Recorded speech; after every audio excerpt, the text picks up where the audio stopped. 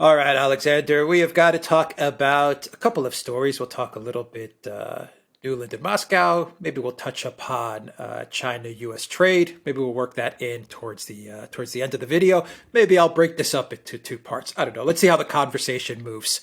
And let's begin with Nuland, F the EU, passing cookies out at the Maidan, Victoria Nuland.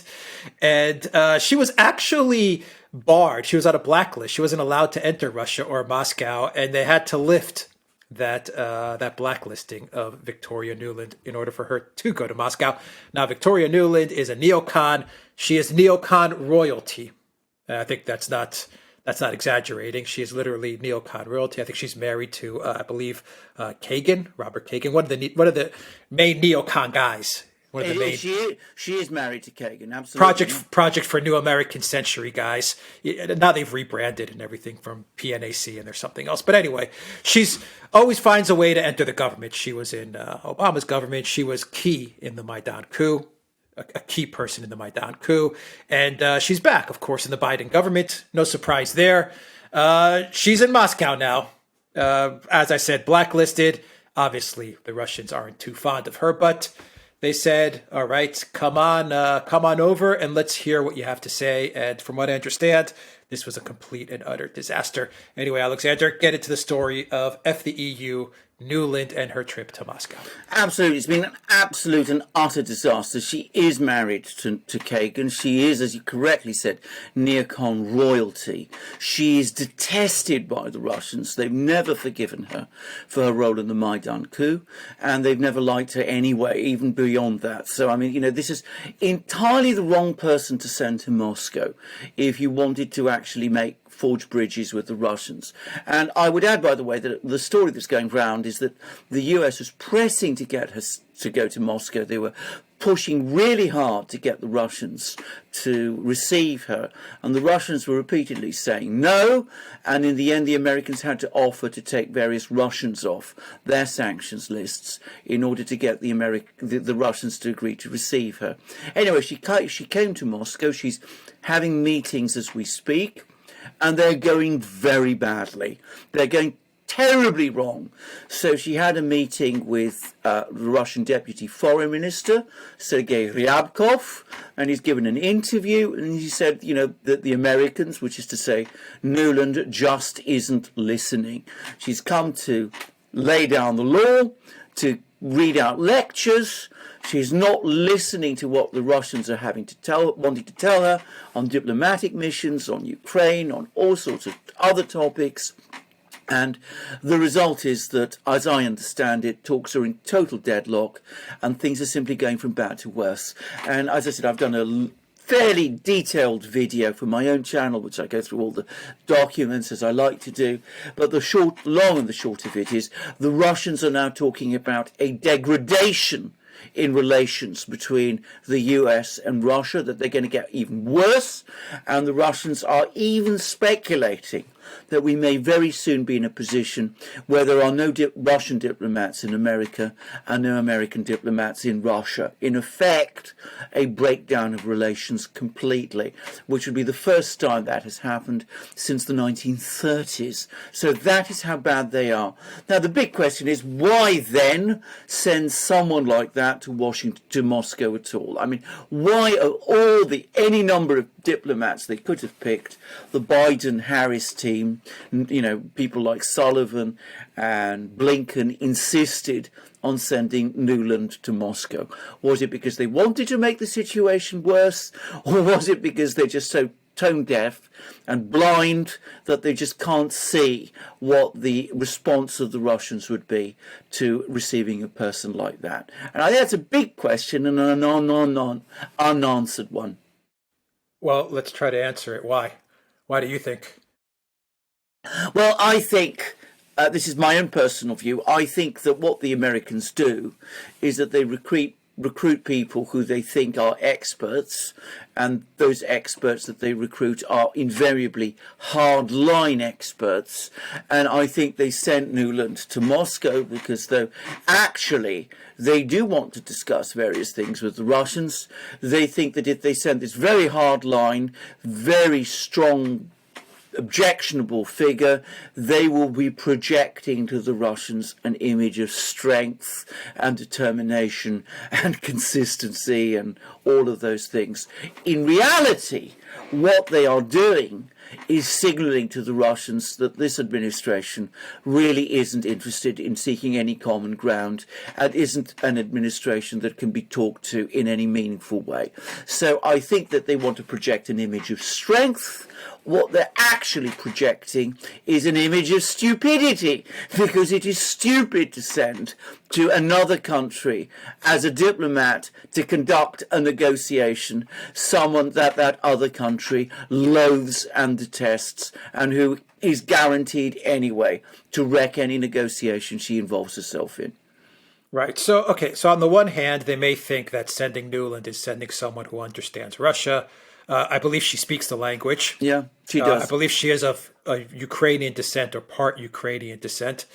This is from what I understand. So she must be somewhat familiar, very well familiar with Russia, the Russian culture. Speaking the language obviously is a plus. So maybe they thought we're going to send Nuland there because she is the best we got and she speaks their language and she'll be able to do what we need her to do. But let's take the other angle, Alexander, and dig into that side of things. Maybe they did send Nuland because they want to wreck relations. Maybe they do. I am sure why would they want to? I am sure there are people in Moscow who are saying exactly that to each other. They're saying that the only reason they're sending Nuland to Moscow is to set up a complete breakdown in relations. Well, if that is the objective, and you know, I suspect there are some people in Washington who think that there is I've been reading articles in parts of the American media, not the mainstream media, but the think tank media, the media published, the sort of journals published by the Washington think tanks that have played such a huge role in determining US foreign policy. The attitude there, the new idea is, we got this trouble with China, we've got this trouble with Russia, China and Russia have come together, this is a real great problem for the United States, so how do we deal with it? Well, we don't make concessions to the Russians. We understand we have to draw the Russians away from the Chinese. We don't make concessions to them, though, because that's not how we do this, because with the United States, what we do is we increase, we redouble, we exacerbate pressure, we push relations to the point of total breakdown with the Russians, because if we do that, the Russians, who are cynical and weak and don't want to see their assets seized in foreign banks and those sort of things, well, rather than face a total breakdown in relations, they will collapse, they will capitulate, they will surrender to us on every single topic, and then we can isolate China by breaking Russia. That is the prevailing theory, if you like, the prevailing game plan that you find on some of the Beltway articles, some of the sort of discussions that take place there. Well, that is a mad strategy. It's not going to work, especially not now, when, as I said, the Russian economy has become largely insulated to sanctions pressure and is actually growing quite strongly and looks like it's going to grow even more strongly, and with the military balance in Europe shifting further in Russia's direction, it's going to do, in my opinion, is going to make the problems the US has with Russia even greater. It's not going to solve anything, but there are people who think that. They think that, you know, if we squeeze the Russians just even more than we've been squeezing them for the last 7 years, well, somehow we will reach that point when they break, and then, as I said, we've won the game and we won't have to make any concessions. And if that is your strategy, it's not possible to think of anyone better than Victoria Nuland to send to Moscow to carry it out, because she's exactly the sort of person. Yes, she does speak Russian, but she comes to the whole issue of Russian relations with a very particular set of views. So, you know, you send her to Moscow, she's exactly the kind of person who would pursue that kind of line. The reality, if these people took a step back and looked at the situation, is that the United States is now importing oil from Russia. It's probably going to be importing liquefied natural gas from Russia also, because the shale oil industry is in severe crisis, partly as a result of things that the Biden-Harris administration has done. Also, I suspect, geological factors. There's a major energy crisis. As I said, the military balance is shifting against us. But when did these people ever do reality? It is ideology that they are focused on. And rather than draw back, look at the problems, say to themselves, yes, this problem of this alliance between China and Russia is a real one. Let's find meaningful ways of unpicking it. Let's talk to the Russians about things they care about and see whether we can meet them, halfway on some things. Rather than do that, you send Victoria Nuland to Moscow, and she only ends up by making things worse. Yeah, well, it's ideology, no doubt about it. But with Victoria Nuland, she is a neocon. And with the neocons, it's always about empire and war. And so, and regime change, of course, regime change. How can we forget regime change? So maybe Victoria Nuland was going to Russia not only to agitate the Russians, but could you say that perhaps she wanted to go to Moscow to see how regime change is going, or if regime change is even possible at the moment? Maybe, I know she's being surveilled 24/7, but at least inside the U.S. Embassy, maybe she could somehow arrange to meet possible candidates for regime change, maybe meet some of the parties that want regime change, maybe a successor to Navalny. Once again, we can't forget, Victoria Nuland was instrumental in the coup in Ukraine.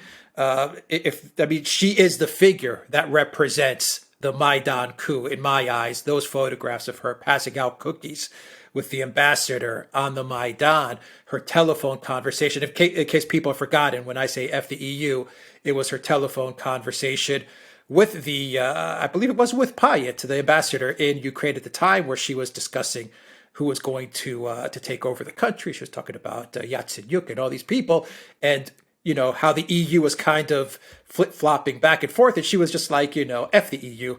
And then we got all of that on tape, obviously, probably because of Russian intelligence that leaked that out. But anyway, she is a neocon. She's a warmonger. She's for empire. She obviously does regime change. She obviously is familiar with regime change, and she obviously has a hatred for Russia, the Russians, and definitely for the Putin government. So maybe she's there to kind of see how things are going. Is there a possibility to ramp up a Putin overthrow?